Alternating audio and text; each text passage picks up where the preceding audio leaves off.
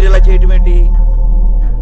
ఒక patient బాడీలోనికి virus ప్రవేశిస్తే డాక్టర్గా దాన్ని ఎలా చంపేస్తాను, సమాజం మీదకి వచ్చే వైరస్ని కూడా ఒక పౌరుడిగా అలాగే చంపేస్తాను. పోలీసులు మేమున్నాంగా, యాక్షన్ తీసుకుంటాంగా. పోలీస్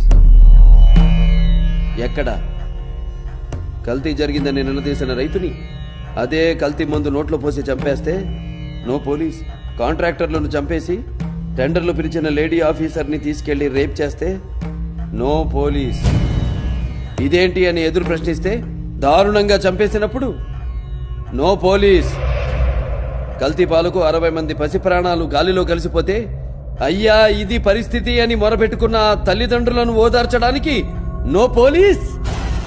పోలీస్ స్టేషన్కి వెళ్లిన పాపానికి 300 మందిని మూర్ఖంగా చంపి బావిలో పాతేస్తే నో పోలీస్.